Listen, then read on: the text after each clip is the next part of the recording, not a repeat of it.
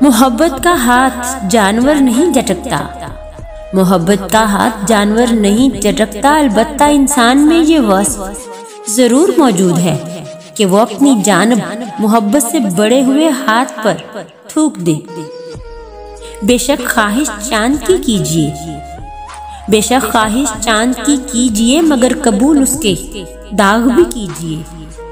रिश्तों में गलत फहमियाँ पैदा हो जाना मामूली बात है, मगर उन गलत फहमियों की बिना पर रिश्तों को परखना बेवकूफ़ी है।